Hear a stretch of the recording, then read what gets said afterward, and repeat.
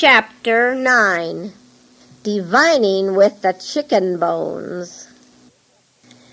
Clever Queen's new mother trembled with fear for some time, but by and by she found words and said, "Where did you say the white man's sickness house is?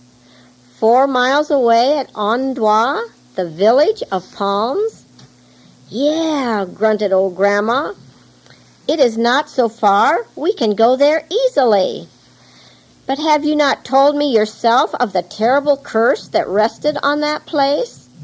I can still remember when I was a little girl that you told us stories as we sat around the fire at night, stories of the tribe of Shans that tried to make a village there. You told us of the flood that caused a famine for 2 years. You told us how they tried to build a pagoda and how the powerful spirits broke it down 3 times so that it was never crowned. You told us how it was cursed and how 2 men who tried to dig up the treasures at the bottom of the pagoda were killed in the attempt. Oh, Grandma!" "But, daughter, fear not. That is all past," her mother tried to assure her. "Has not the white man lived there for many years? The spirit he worships must be more powerful than the one that had broken down the old pagoda, for we hear no more about people dying there. Indeed, all get better as soon as they see the big white God worshipper. He is a powerful medicine man, too. Come, get little Clever Queen. We will go." "But, Grandma, I'm afraid." "Afraid? Afraid of what?" "Oh, Grandma, you know, the spirits. Maybe the spirits will get angry with us if we go to the God worshipper's sickness house, and will smite us all with sores. Oh, oh." "Well, can we not again call the devil doctor and have him divine with the chicken bones? He can tell us if our trip will be successful." "Ah, Grandma, now your words give me strength. Of course, why didn't we think of that before? The chicken bones never fail. Do we not divine with the chicken bones before we commence our rice planting, and before we go on a journey, and before we build a house? Yes, of course. Let us call the devil doctor, and we will have him divine with the chicken bones for us." Forthwith a chicken was killed and roasted. After being offered to the devils for a sacrifice, it was eaten. The wings and the thigh bones of the legs were carefully preserved and put in a woven bamboo basket. Then the devil doctor was called. He was a rough-looking man with disheveled hair. He came slowly up the bamboo ladder which led into the house, and sitting cross-legged on a mat placed in the raised part of the room, waited for Grandma to make known her request. "Oh, doctor," she said, coming right to the point, "our little baby is sick and covered with sores. The oil, the sacrifice, the medicine, nothing makes her better. Now, therefore, divine for us with the chicken bones and tell us where to go that our little one may be healed." Now, maybe you know and maybe you don't, but about halfway from the top to the bottom of the chicken's thigh bones there is a tiny little hole. After placing the bones carefully on a bamboo tray before him, and after muttering certain secret prayers, the doctor took the finest little splinters of bamboo, and finding the hole in each bone, stuck a part of the tiny splinter into it.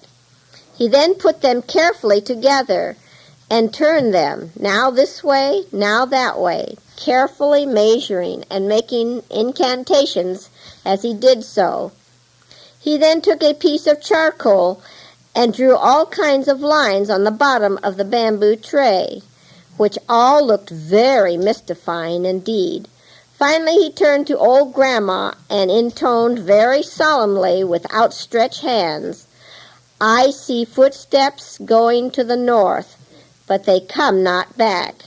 I see footsteps going to the east, but they come not back. I see footsteps going to the west, but they come not back.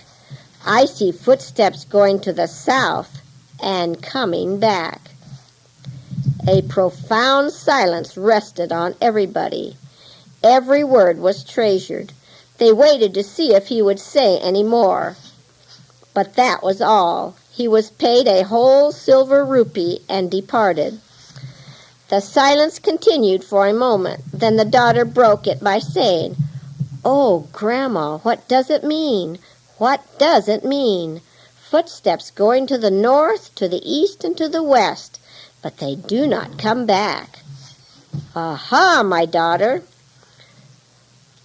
What is there hard about words like that? It means that if we take our little clever queen to the north, or to the east, or to the west, she will not get better, but she will die.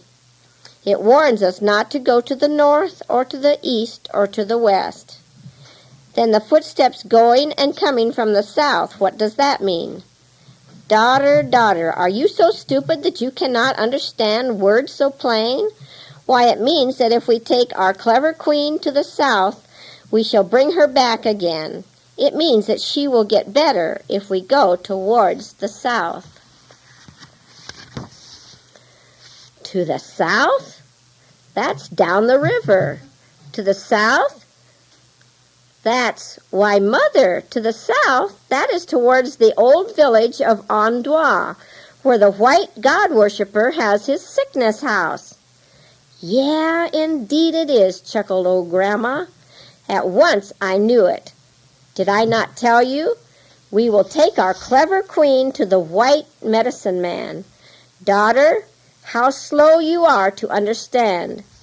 Do you not know by this time that Grandma is also well acquainted with the ways of the devils? You heard him say the footsteps were coming back. Fear no more. There is help and healing with the God-worshippers. Come, daughter, let us go." "But, Grandma, are you sure it is towards the south?" "Then all right, we will go. It must be all right. The chicken bones never fail." And early the next morning they bundled up little clever queen and tied her onto her new mother's back, and old Grandma and the new mother and clever queen made their way slowly away towards the mission dispensary.